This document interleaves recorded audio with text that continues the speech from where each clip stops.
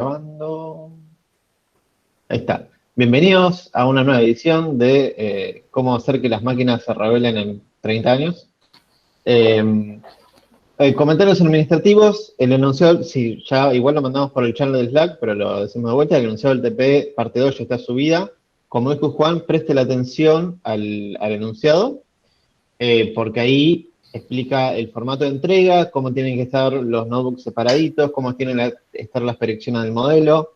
Y acuérdense que ahora las notas son A más, A menos y reprobado, ¿no? Para seguir en promoción, ¿sí? La segunda parte tiene que ser A más, ¿sí? A es aprueba la cursada, pero perdés la promoción, y A menos apruebas la cursada, pero ya ahí te baja mucho la nota de la cursada, ¿no? No sé si mucho, pero considerable. ¿Y qué más? Creo que la modalidad de entrega va a ser el mismo repo de GitHub y bueno, más o menos todo. No hay una exposición como tal, como la primera parte, ya la segunda es más una técnica de código, así, porque si leen el enunciado, creo que era el gerente esta vez, el gerente ya tiene un curso de Machine Learning suave, así que ya sabe bastante de Machine Learning. Podemos hablar en la misma jerga. Eso es todo. Así que si no leyeron el enunciado, léanlo, porque vamos a estar siempre al principio y al final de la clase respondiendo cualquier duda del enunciado que quieran. Y mejor véanlo ahora, porque ya pueden estar empezándolo, porque ya vimos varios modelos que pueden empezar a usar. Y lo mejor es irlos agregando de a poco, porque vamos a pedir varias familias de modelos. Está más claro en el enunciado. Así que nada, cambiando de tema, ¿o qué vamos a ver, Juan? Bueno, como les dije, la clase pasada vimos regresiones, o sea, empezamos a introducir el tema de regresiones, y ahora en las próximas clases vamos a estar añadiéndole distintas capas de complejidad a las regresiones, porque es todo un mundo. Es más, no vamos a ver todo lo que hay para hacer en las regresiones, porque no nos da la materia, pero es todo un mundo. Por ejemplo, series temporales que en la maestría de Data Mining de la UBA es una materia entera, o sea, es un cuatrimestre. Y series temporales es una aplicación de regresiones. Para que, nada, nos demos una idea. Otra cosa, lo que decía Jorge antes de aprender cómo hacer que las máquinas se rebelen en 30 años, en realidad vamos a tener una clase específica para discutir cómo hacer que no suceda eso, o que suceda por lo menos en un grado menos apocalíptico. Pero bueno, volviendo a regularización, hoy es el tema que vamos a ver. Regularizaciones, si bien lo vamos a ver en el contexto de las regresiones, es un concepto más amplio y aplica a más técnicas. Por ejemplo, cuando vimos ensambles y cuando les nombré XGBoost, nombramos regularización así por arriba, pero XGBoost, por ejemplo, que es un ensamble, también usa regularización para hacer toda su magia.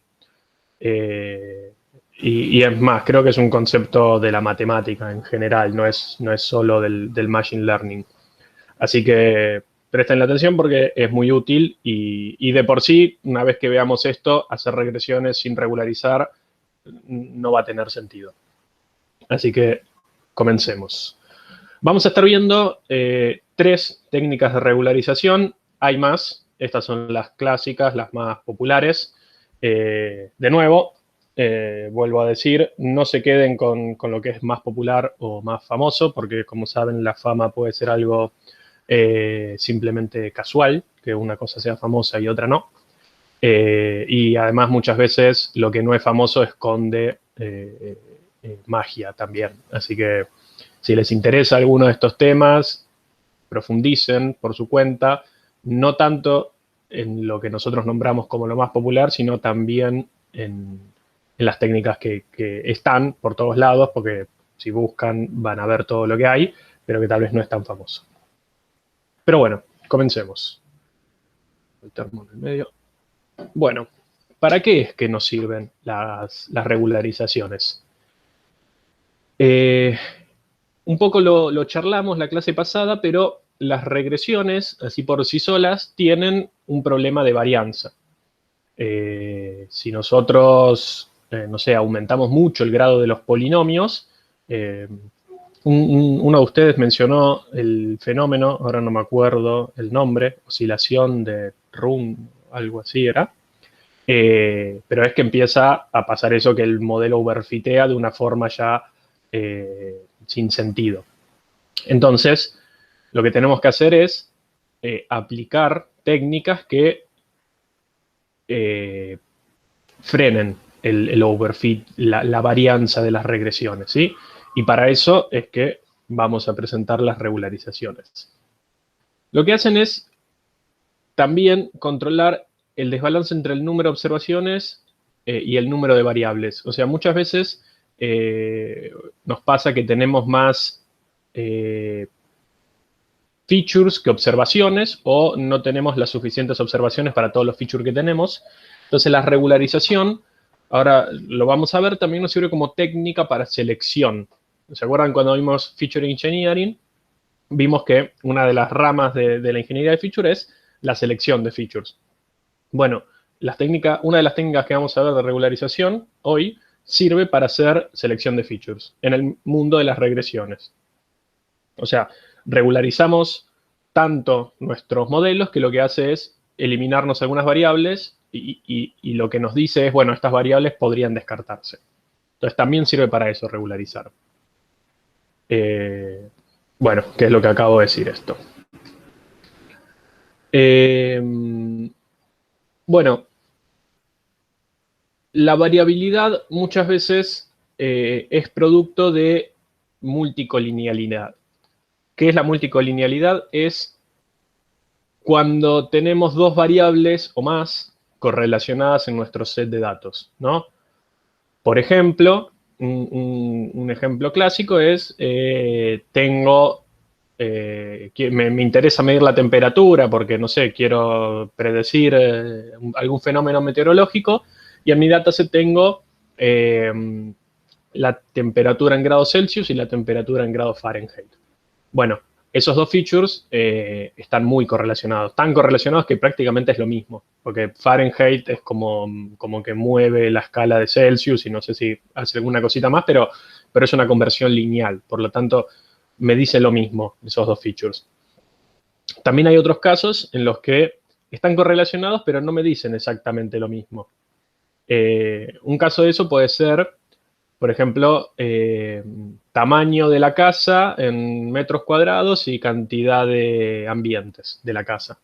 O sea, claramente van a estar correlacionadas porque a medida que tenga más ambientes, la casa va a tender a ser más grande, pero no necesariamente, ¿no? Yo puedo agarrar un monoambiente y dividirlo en 4 si quiero, en 4 celdas, pero bueno, serían 4 ambientes.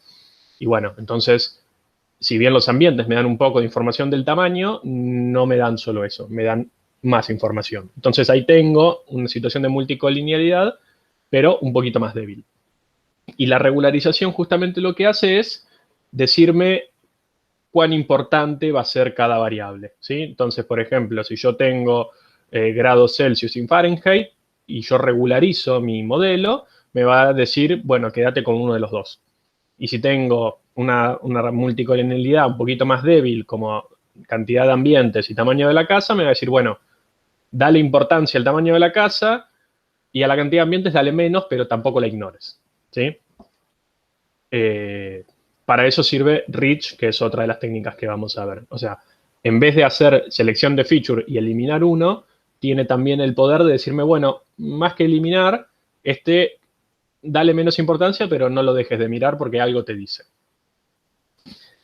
Ahí escuché el ruidito. No sé si alguien preguntó algo.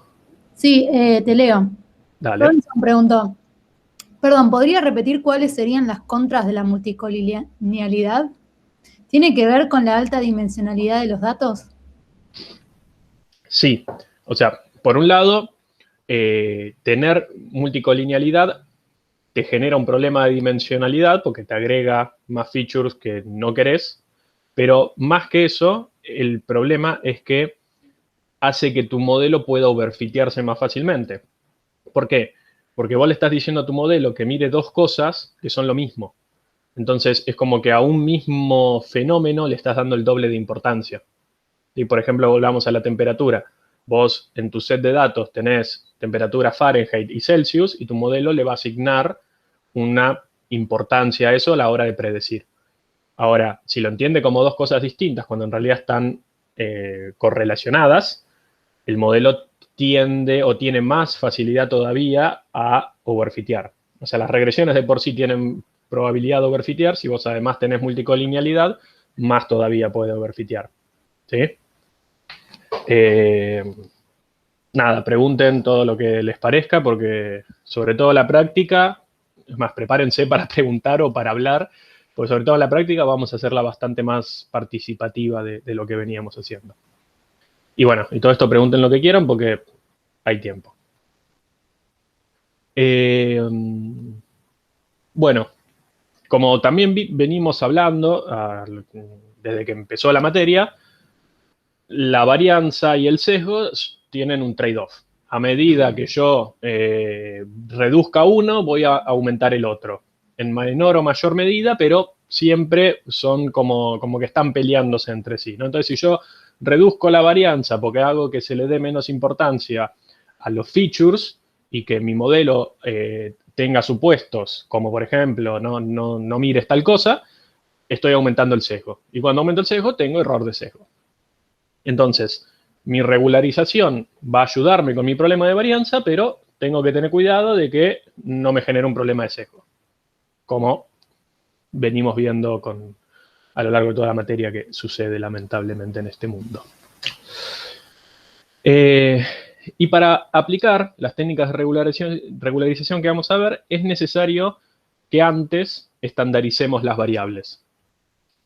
¿Qué es estandarizar las variables? Es llevarlas todas a una misma escala. Porque si yo tengo distintas variables, por más que no estén correlacionadas ni nada, en distintas escalas, o sea, algunas que valen, no sé, millones, otras que valen números negativos, otras que valen cerca de 0, etcétera, eso va a hacer que a la regresión le cueste asignarle una importancia a cada uno porque va a estar muy atado a la magnitud de cada una.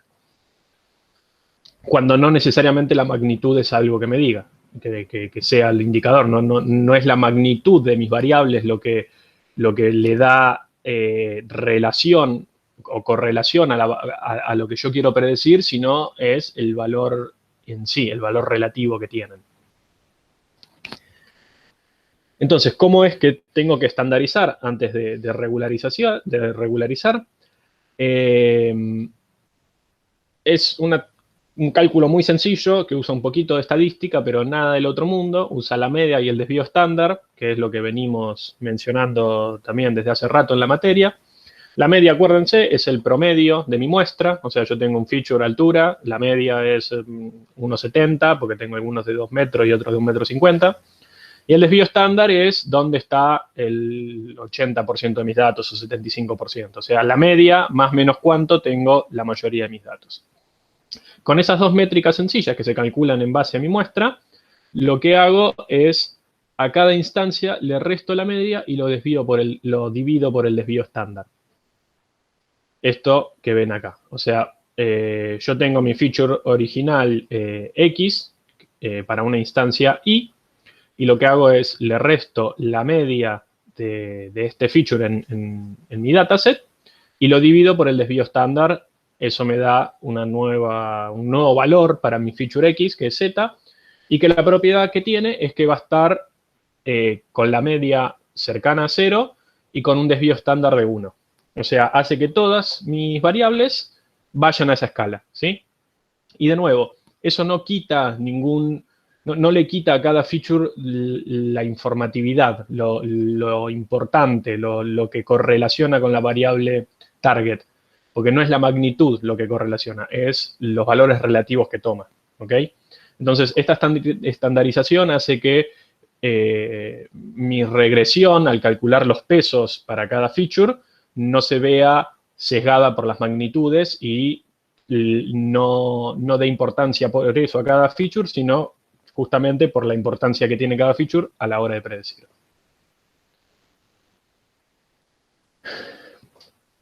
Entonces, un poco lo dijimos, pero ¿por qué es que sucede el overfitting en las regresiones? Y bueno, porque tengo features irrelevantes, es decir, tengo datos en mi dataset que no me sirven para lo que quiero predecir. Por ejemplo, quiero predecir si va a llover o no, y uno de mis features es cuántas dosis de vacuna se dieron en Nueva Zelanda. Bueno, no, la verdad que no me importa en lo más mínimo eso para saber si va a llover. Entonces, si yo pongo features irrelevantes, las regresiones van a tender a asignarle un peso a eso, ¿sí? Y eso va a generar que el resultado final de mi output, mi Y, mi valor a predecir, tenga parte de su valor, sea producto de algo que no me interesa. Entonces, puede generar overfitting.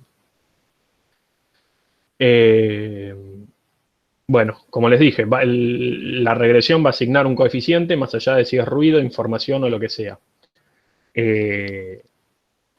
Bueno, además, esto es un problema cuando la cantidad de feature que tengo está muy cerca de mi cantidad de observaciones.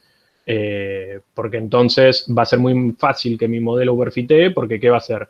Y si yo tengo tantos features como instancias, puedo recordar para cada feature el valor de una instancia, entonces memorizar muy fácilmente el dataset. Y es algo que no queremos que nuestros modelos hagan. Nosotros queremos que nuestros modelos justamente generalicen la idea y no memoricen los datos.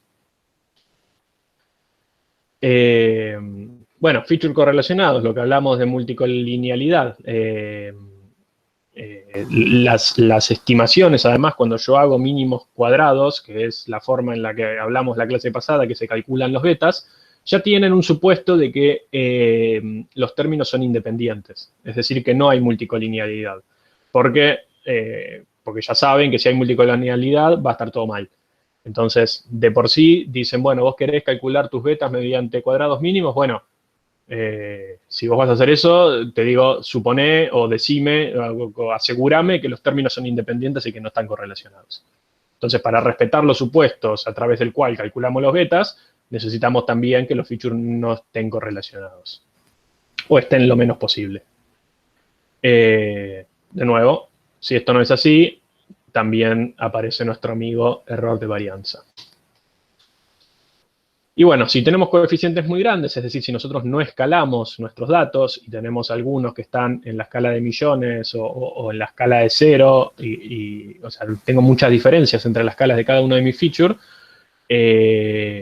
entonces más los valores de mis betas van a depender de esa magnitud, porque tal vez si un feature varía entre 0 y 1, le pongo un beta más grande para que tenga un impacto mayor en la variable objetivo, y entonces ese feature puede generar un movimiento mucho más fuerte en mi output que otro feature. Y yo no quiero eso por una cuestión de magnitud, sino que lo quiero por una cuestión de informatividad. Entonces, la clase pasada vimos lo que es una regresión, ¿no? En la teoría de la regresión podría verse como nuestro amigo acá en el dibujo, ¿no? Elegante, simpática, tal vez incluso inofensiva, ¿no? Pero cuando lo llevamos a la práctica y, no sé, tenemos datos con features irrelevantes, ya nuestra regresión empieza a verse rara, ¿no? Ya no es tan linda y elegante y tan simpática. Si además tenemos features irrelevantes, tenemos features correlacionados, ya nuestra regresión empieza a dar un poquito de miedo, ya elegante no es para nada, simpática dejó de serlo, y ya empieza a asustar un poco. Y si tenemos features relevantes, correlacionados, y le metemos un polinomio de grado 50, ya nuestra regresión no es una regresión, es un monstruo del cual debemos alejarnos y el cual debemos intentar que no cobre vida, porque va a hacer cualquier cosa, ¿sí? Entonces, nada, esto es como una explicación de qué sucede con la teoría de la regresión en la práctica, y es que si no tenemos cuidado, más que una regresión, vamos a tener un monstruo dando vueltas por ahí. Y entonces, ahí es cuando aparece la regularización, que es la cura para este monstruo en el cual se pueden convertir nuestras regresiones, y es lo que vamos a explicar. ¿Qué hace concretamente la regularización? Y bueno, lo que hace es restringir o regularizar, valga la redundancia, el tamaño de los coeficientes, ¿sí? Lo que va a hacer es evitar que mis coeficientes sean demasiado grandes, que tengan todos valores normales, que no se vayan de mambo, que estén todos en armonía, regularizados, ¿sí? Al hacer esto, lo que hago es reduzco la varianza del modelo y por lo tanto minimizo el sobreajuste. Si yo evito que mis betas de mi regresión se crezcan demasiado, a la vez, por todo lo que estuvimos diciendo antes, evito que mi varianza se dispare. Si el modelo es menos complejo, tiende a tener menos varianza y generalizar mejor. Entonces, si yo tengo betas más chicos, tengo un modelo más simple, porque incluso mis betas podrían ser 0 con la regularización. Y si yo tengo betas con 0, tengo menos feature que empiezo a mirar, entonces tengo algo más simple. Y acuérdense, por lo general, si yo tengo dos cosas que andan igualmente bien, si una es más simple que la otra, por la navaja de Occam, tiendo a quedarme con la más simple porque tiende a generalizar mejor los conceptos. Bueno, esta es otra forma visual de verlo. ¿Qué es lo que hace la regularización? Le pisa la cabeza a los betas y evita que crezcan. Fíjense, le estoy pisando la cabeza a todos menos al beta 0, porque la regularización regulariza a todos menos este de acá. Este de acá lo sigue dejando que crezca como quiera. Nada, otra forma un poquito más gráfica de figurarnos o pensar qué es lo que hace la regularización. Y bueno, ¿cómo es que evita que mis betas crezcan? Recuerden, nuestra regresión tenía esta forma, ¿no? Yo tengo el Y, que es la variable que quiero predecir, y para cada una de mis instancias tengo mi feature 1, mi feature 2, mi feature P.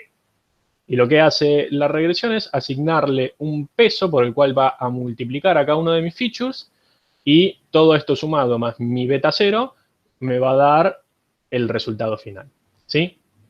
Entonces, ¿qué pasa si yo regularizo mucho y lo que hago es evitar que crezcan tanto o sea, me enrosco tanto en evitar que los betas sean muy grandes, que lo que hago es que los betas terminen siendo 0. Si todos mis betas son 0 para mi P mayor a 0, o sea, de acá para acá todos mis betas son 0, lo que voy a tener es un modelo tan simple que va a ser una constante, que va a ser un modelo de entropía 0, ¿sí? Que es un modelo bobo que lo que hace todo el tiempo es contestar el mismo número sin importarle qué está pasando en los datos. Entonces, eso sería un modelo demasiado regularizado que le aplasté tanto la varianza que lo dejé absolutamente cejado. Y a medida que crecen los beta en valor absoluto, o sea, pueden volverse negativos o positivos, pero que se dejan de ser 0, el modelo se empieza a ser más complejo y empieza a mirar un poco más los datos y empieza a aumentar la varianza. Entonces, ahí es donde entra el juego de la regularización y tengo que ver cuánto dejar que crezcan mis betas sin que la varianza se me dispare ni que el sesgo se me dispare. Bueno, esto de los betas también se conoce como regla del pulgar. La regla del pulgar es una regla cross disciplinas, creo que viene de la arquitectura o de la ingeniería civil, que, viste, decir algo a pulgar es como nosotros diríamos a ojo, viste, es como, y bueno, más o menos es así. O sea, no es un teorema, no es una cosa empírica, sino que es bueno, más o menos esto funciona así. O sea, en la práctica, esto funciona, no hay una teoría detrás que te diga esto va a funcionar siempre, créeme, te lo demuestro, sino que es más bien algo que se infiere de la práctica. Y justamente lo que hace la regularización es penalizar los valores altos para que, nada, queden chicos y no haya tanto peligro de sobreajuste o overfitting. ¿Cómo es que hace esto? Bueno, se acordarán de la clase pasada cómo es que se calculaban mis betas. Y lo que yo intentaba hacer era minimizar mi función de pérdida.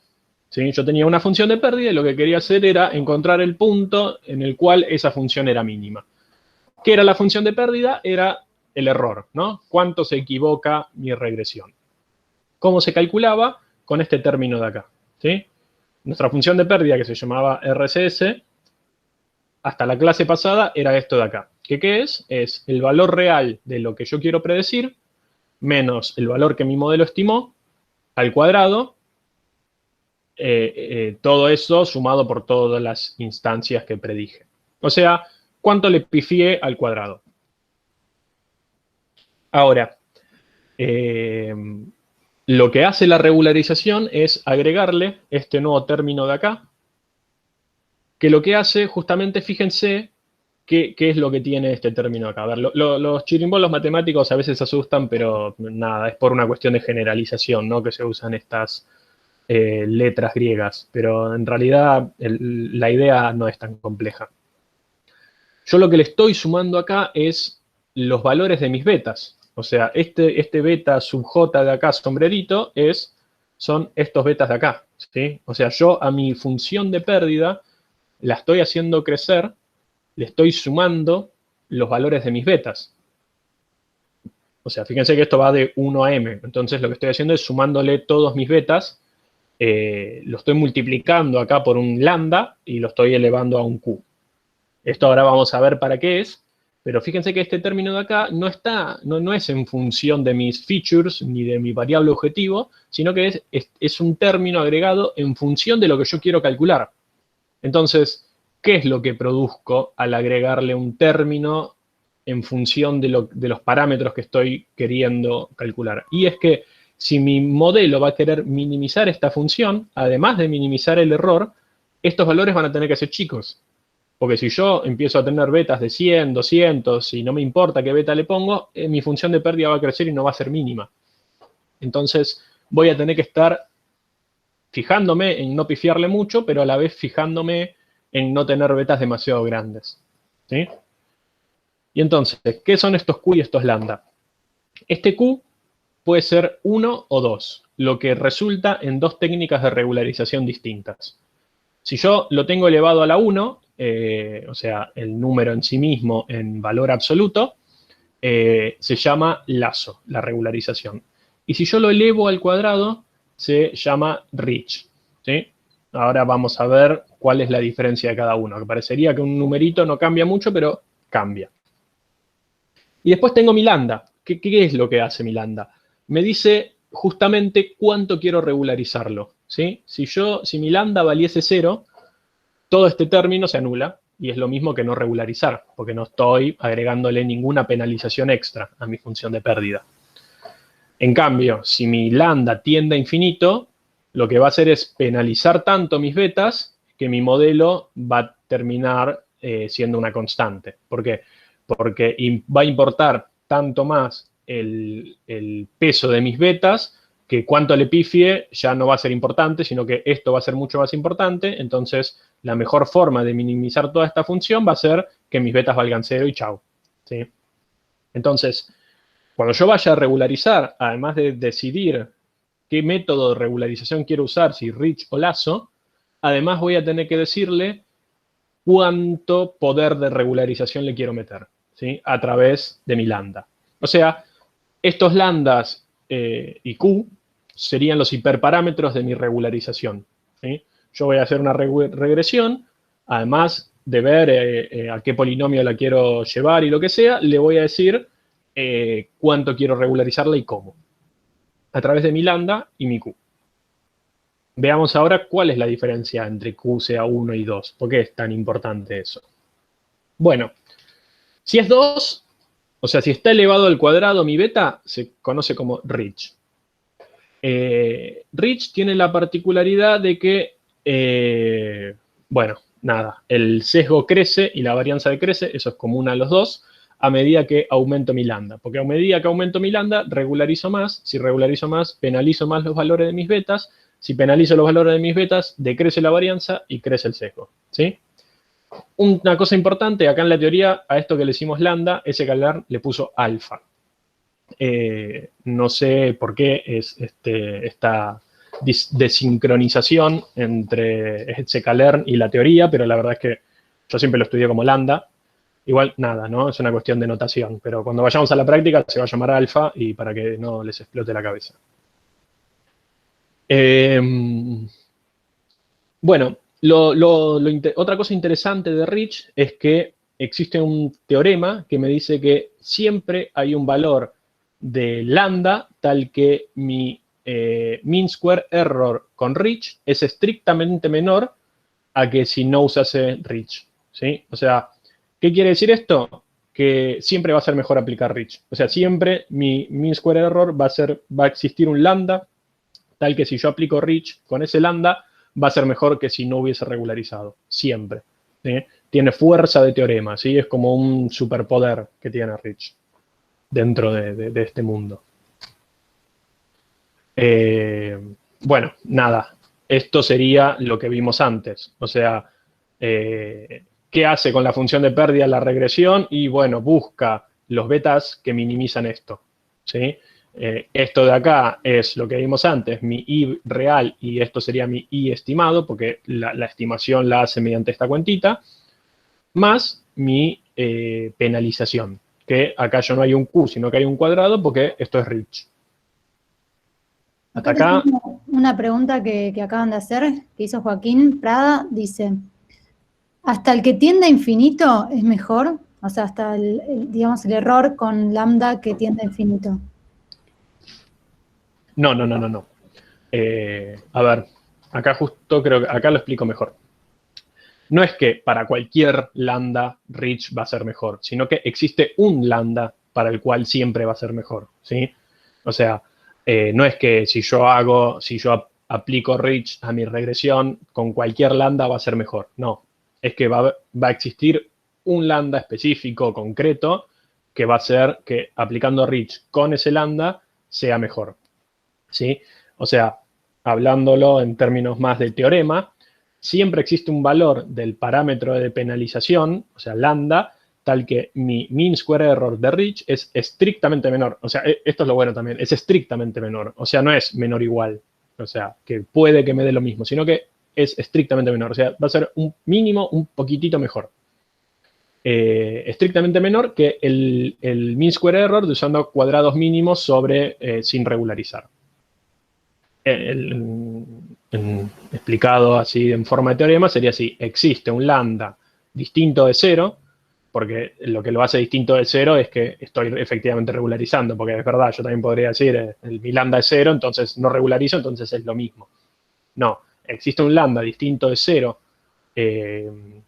o sea que aplico un mínimo de regularización tal que mi error cuadrático medio de Rich es estrictamente menor, no hay ningún igual acá, que mi error cuadrático medio calculado mediante cuadrados mínimos clásicos. ¿Sí? Bueno, ¿cómo sé entonces cuál es ese lambda óptimo? Porque bueno, que exista uno, está bien, me da la idea de que si yo me voy ahí a jugar por el mundo, voy a encontrar alguno en algún momento. Pero bueno, ¿cómo hago para encontrarlo? Bueno, ya lo vimos, eso es lo que ya vimos en otras clases, cross-validation, validación cruzada. Empiezo a probar lambdas con algún criterio de búsqueda. Normalmente los lambdas están en algún rango entre 0 y algún número no muy grande, y uno puede generar una función que con escala logarítmica te vaya generando lambdas, o con alguna otra escala te lo vaya generando y lo vas probando y vas haciendo cross-validation, ¿sí? ¿Por qué cross-validation? Y porque acuérdense que queremos ver que no esté overfiteado. Entonces, separo un poco de los datos, entreno mi regresión sobre los datos que separé de entrenamiento y la testeo sobre otro set de datos que dejé aparte, y así voy calculando el error de forma más real. Y así voy viendo de verdad si mi lambda es bueno, porque tal vez mi lambda me da un error de 0 y es porque está totalmente overfiteado. Este es un ejemplo de cómo funciona Rich sobre un problema que era predecir si va a llover o no. Los meteorólogos usan mucho la Machine Learning para hacer sus predicciones. Es más, gracias a Machine Learning, hasta hace no mucho, la mejor predicción que podían hacer los meteorólogos es el clima de mañana va a ser igual a cómo fue el 27 de mayo del 2020. O sea, esa era la mejor predicción que podían hacer hasta hace 10, 15 años. con todas estas cuestiones del machine learning, la computabilidad, etcétera, lograron hacer mejores predicciones. Y bueno, este es un caso de esos. Cada una de estas líneas es el valor de uno de los betas para cada uno de los features. O sea, yo tengo un feature que será presión atmosférica, humedad, temperatura, y no sé, las cosas que usen los meteorólogos para saber si llueve, que parece que son bastantes. Y entonces, ¿qué es lo que veo en este gráfico? En el eje de arriba tengo cuántas variables sobreviven. ¿Qué quiere decir cuántas sobreviven? Cuántas variables conservan a su beta distinto de 0. ¿Sí?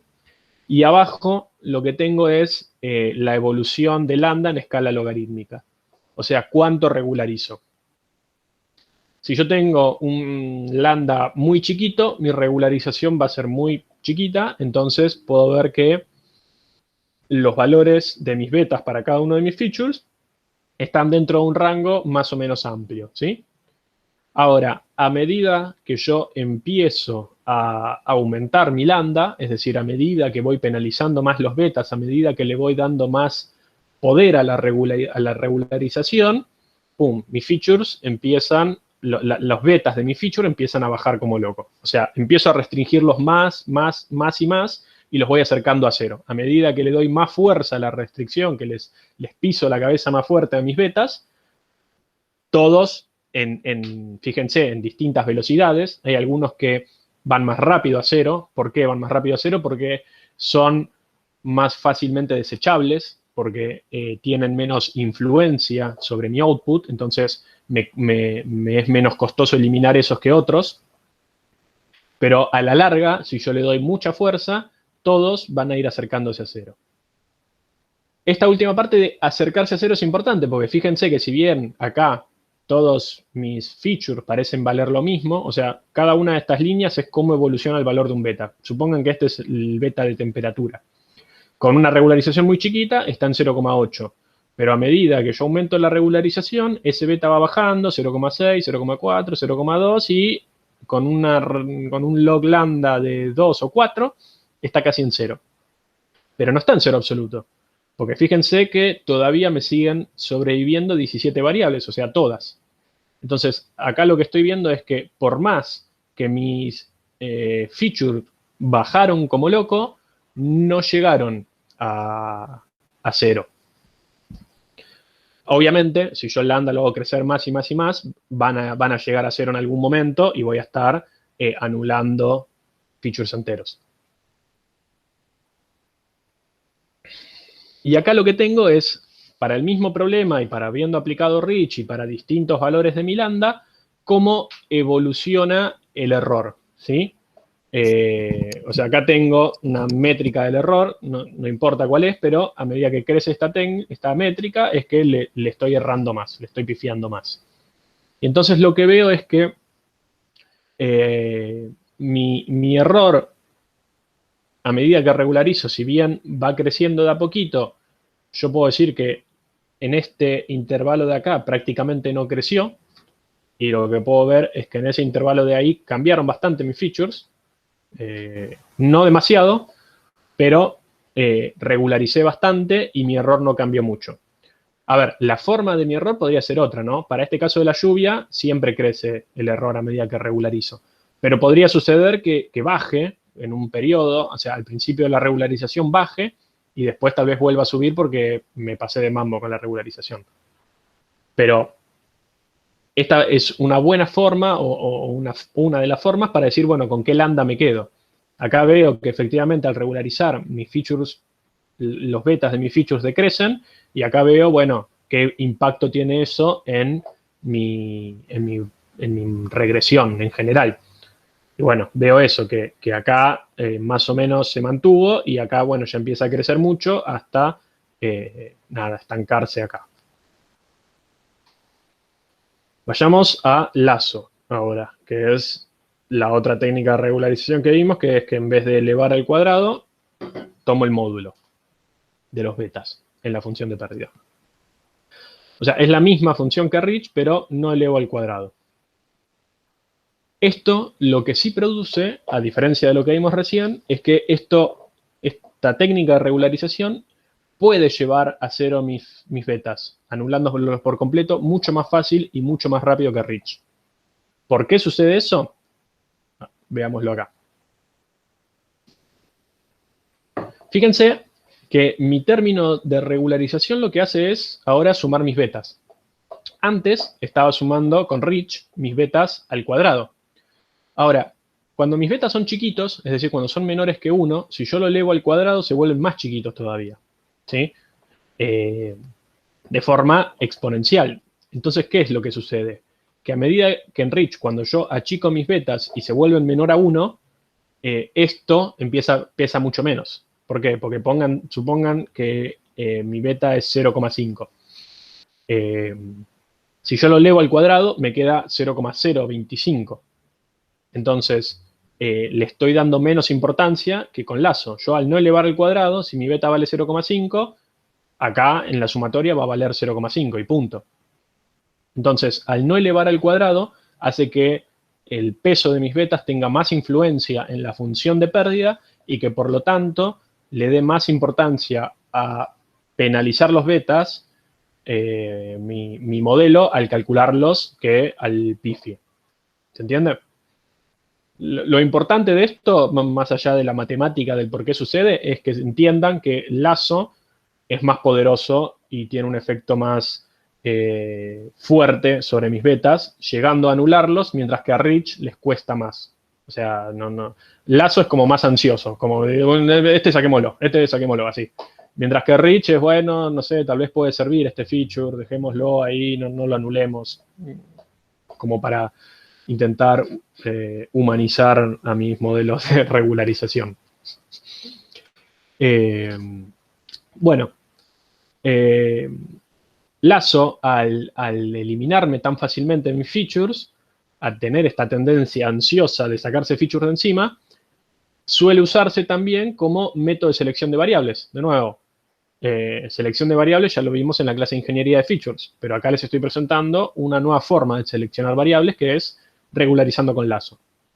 La verdad que Lasso se usa más para esto que para generar una regresión final. O sea, normalmente, si yo quiero hacer una regresión y después llevarla al mundo real a que trabaje, no la regularizo con Lasso, sino que la regularizo con Rich. Con Lasso lo que hago es hacerme una idea de qué features puedo sacar y regularizar Rich y regularizar mi función con Rich, pero ya habiendo sacado esas variables que sé que son redundantes, ruido, son exactamente lo mismo que otras, etc. Obviamente, también tengo que elegir un lambda adecuado, ¿no? Porque al igual que Rich, o más incluso que en Rich, si yo me voy de mambo con mi lambda, me anula todo. Y si no le pongo nada, no hace nada. Acá tenemos un grafiquito que es más o menos lo mismo que el gráfico anterior. O sea, tengo mi problema de la lluvia. Cada una de mis líneas es el valor del beta en función del lambda que le pongo para cada uno de mis features. En el eje X tengo la escala de valores que va a tomar mi lambda. Fíjense que ahora son más chiquitos. O sea, ahora estoy yendo de -8 a -2, mientras que antes estaba yendo de -4 a 4. O sea, yo le estaba dando valores de lambda más grandes y aún así no llegaba a anular mis features.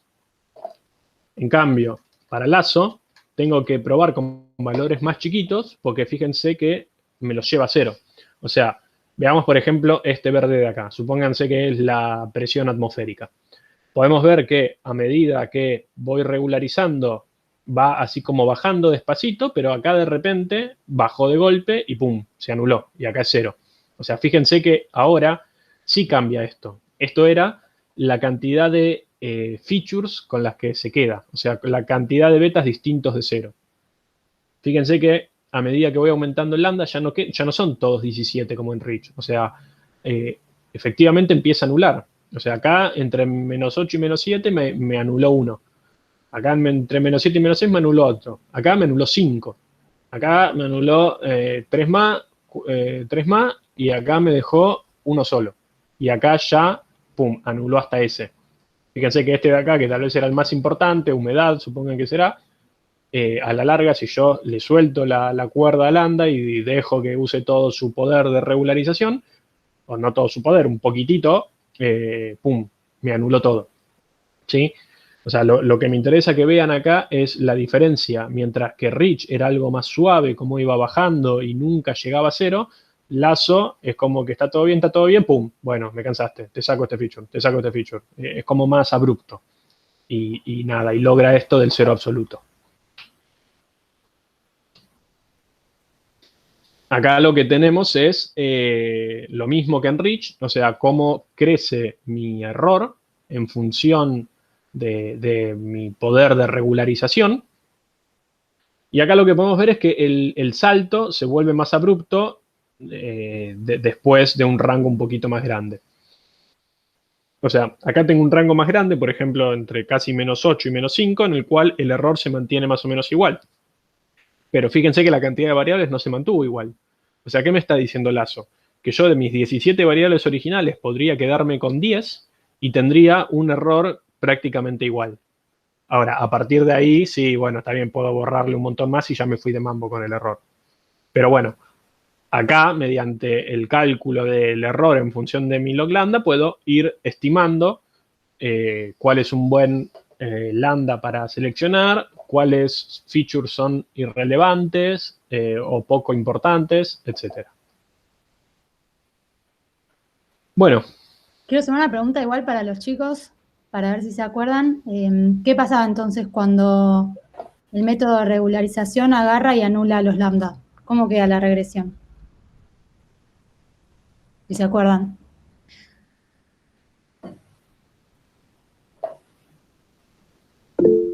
Robinson acá dice, ¿constante? Sí, claro, porque ¿qué pasa? ¿Qué es lo que queda? O sea, tenemos todos los coeficientes, quedan a 0 y lo que queda, claro, como acá agrega Robinson de vuelta, es el B0, que sería el valor constante en el que queda la regresión. Buenísimo. Exactamente.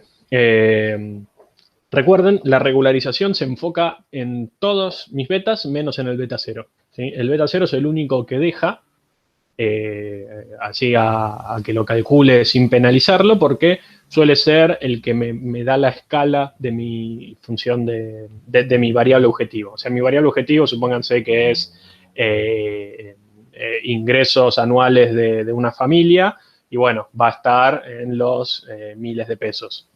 Entonces ese beta 0 lo que va a hacer es de una llevarlo al mínimo, que por, no sé cuánto será, no sé, tiro cualquier cosa, 100.000 pesos, y de ahí en adelante va a variar lo que el resto de los features le digan. Y bueno, como decía Sophie Robinson, si yo me voy de mambo con la regularización y pongo un lambda muy grande, me va a anular todos mis betas y me va a dejar una función constante. Una función, una regresión o función hipersesgada, tanto que no le importa mi feature y siempre me contesta lo mismo. Ahora, esto de la regularización tiene algunas limitaciones. Si mi cantidad de feature es mayor a mi cantidad de instancias, P es cantidad de feature y N cantidad de instancias, Lazo va a seleccionar como máximo N variables. O sea, Lazo de una me va a eliminar las P menos N variables de más que tengo. Esto no es algo que suele suceder, porque la verdad que hoy en día en el mundo de la Big Data suelo tener un N mucho más grande que mis features, pero en algún caso puede suceder y esta es una limitación de Lazo. Después, Lazo no hace una selección agrupada, es decir, tiende a seleccionar una variable e ignorar a las demás. O sea, ¿se acuerdan cuando vimos wrapper en selección de feature? Nosotros sabíamos que, bueno, cada variable tenía una incidencia distinta en función de qué otras variables la acompañaban a la hora de predecir. Bueno, Lazo no llega a hacer eso. Ve cada variable de una forma más aislada. Y ahora entra en juego la última técnica que vamos a ver de regularización, que es ElasticNet. Que es básicamente es una combinación lineal de Rich y Lazo.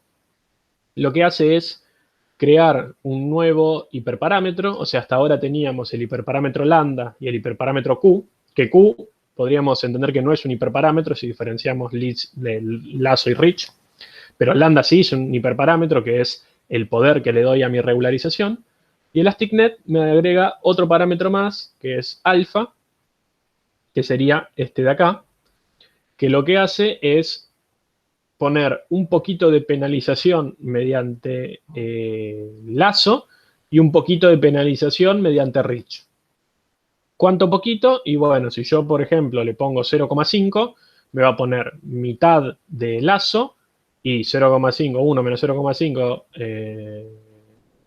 0,5 dividido 2, bueno, 0,25. Y me va a dar un poquito menos de reach. ¿Sí? Entonces, lo que hace ElasticNet es eso. Bueno, la verdad que reach tiene lo suyo, tiene algunas cosas buenas. Lazo también tiene otras cosas buenas. Tal vez lo mejor es que tengan un hijo entre los dos y eso sería ElasticNet, ¿sí? Sería esto. Bueno, no es nada del otro mundo, es lo que ya veníamos explicando, nada más que un poquito de cada uno. Fíjense que el lambda es el mismo. O sea, yo le doy el mismo poder de penalización a uno que otro, ¿sí? Bueno, el lambda es ese parámetro de equilibrio. Entonces, la idea de ElasticNet es que la parte de lazo genere un modelo más esparso, es decir, que me elimine a los features que de verdad no necesito, que a Rich le cuesta mucho hacer eso porque es muy apegado a todos mis features. Lazo es más desprendido y enseguida los elimina. Entonces, dejarle un poquito a lazo que me elimine algunos que seguro no necesito o que muy probablemente no me ayuden. Y después, que la parte cuadrática, es decir, la parte de Rich, se encargue del resto, ¿sí? Fomenta más ver cosas más de forma agrupada, porque al no eliminar y dejar un poquito de cada una, mantiene un poco eso de que los grupos de variables sirven y vuelve al lazo un poco menos agresivo. Bueno, ahora lo que voy a intentar hacer es intentar explicar esto mismo, pero mediante un enfoque geométrico. Puede ser que no les resulte más clarificante esto, o sea, que no haga que tal vez ya lo hayan entendido y que con esto no es que lo entiendan mejor, pero a mí por lo menos me sirvió en su momento para tener otra idea de cómo ver esto. Nada, si entendieron lo anterior y esto les parece un poco confuso, no se preocupen. Y si les ayuda a entenderlo mejor, buenísimo. Y si después en las encuestas pueden decirnos si esto les sirvió o no, mejor. Pero vayamos. A ver, vayamos a un ejemplo muy simple en el cual tendríamos solo que ajustar dos coeficientes, ¿sí? Porque nuestro problema tiene solo dos features. Entonces vamos a tener que calcular un beta 1 y un beta 2 y nada más. Si nosotros regularizamos mediante reach, al reach usar el cuadrado de mis betas, la restricción de los valores está dada por esta ecuación de acá, ¿sí? Existe un S tal que mis betas tienen que mantenerse menor a eso. Esa es una constante que se calcula en base al lambda que yo le ponga. No importa ahora cómo se calcula, lo importante es que se genera esta restricción. ¿Y qué tiene esta restricción? Y que esta es la ecuación de un círculo. O sea, los coeficientes de mi regresión Rich van a alcanzar su menor función de pérdida en todos los puntos que se encuentren en el círculo dado por esta inecuación, ¿sí? Para lazo, en vez de quedarme una ecuación con los cuadrados de los betas, me va a quedar una ecuación con los módulos de los betas, que es esta ecuación de acá. Esto, en vez de ser un círculo, es un rectángulo, ¿sí? Entonces, lo que me queda, geométricamente hablando, es algo como esto. Voy a explicarlo despacio. Estos círculos o óvalos que tengo en rojo son los posibles valores de mis betas, tales que mi función de pérdida es mínima. O sea, puede haber más de un beta que me genere un mínimo, ¿sí? Porque por lo que pueden ser los problemas, o sea, puede ser que uno valiendo 0 y el otro 1 tiene un mínimo y viceversa también, ¿no? Por cuestiones intrínsecas de mis datos. Pero normalmente hay más de una solución.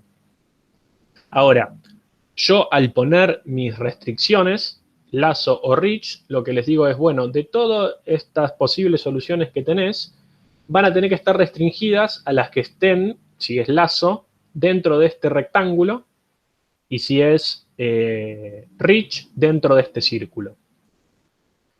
Ahora, ¿qué diferencia hay entre el círculo y el rectángulo? Fíjense que la solución de lazo que toca a mi conjunto de soluciones que de por sí son válidas es este puntito de acá. Y este puntito de acá, ¿qué es? Es un valor determinado para mi beta 2, pero mi beta 1 es 0 en este puntito. O sea, la forma de rectángulo que me da mi inecuación para mi regularización lazo, también hace esto de llevarlo a 0 por esta forma geométrica que toma. O sea, al tener un rectángulo que tiene su vértice en mis ejes, o sea, en la parte positiva de mis de los valores de mi beta 1 y mi beta 2, el S óptimo siempre va a tender a estar en un lugar que uno tiene un valor y el otro está anulado. Mientras que reach, al tener esta forma circular, va a tender a tocar a mi conjunto de posibles soluciones mediante cuadrados mínimos en lugares en los cuales tengo valores válidos para los dos. ¿Sí?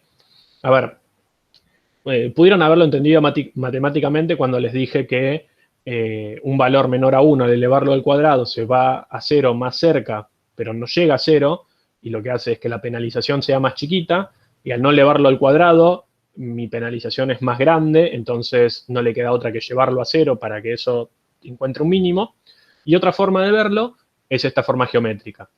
Al penalizar con cuadrados, genera una inecuación que me da un rectángulo, y que ese rectángulo tiene sus vértices en los ejes de cada uno de mis valores posibles de mis features.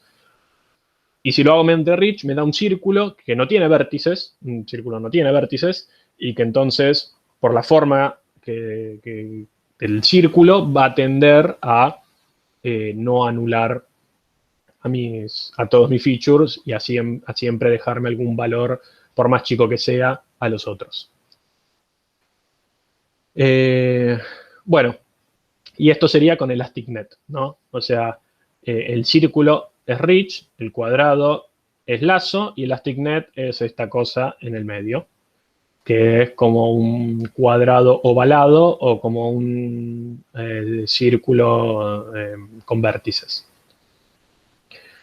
Y bueno, nada, hasta acá con regularización. Sí, de nuevo, si les interesa esto de las regularizaciones y en general todo lo que venimos viendo en la materia, les recomiendo este libro. Es un libro grande, es muy conocido y tiene todo un capítulo sobre regularizaciones y tiene más técnicas de regularización de las que vimos. Tiene un enfoque más matemático y estadístico, pero bueno, tiene la posta de todo lo que acabo de decir. Y bueno, hasta acá con la teórica. No sé si tienen alguna duda, consulta, algo.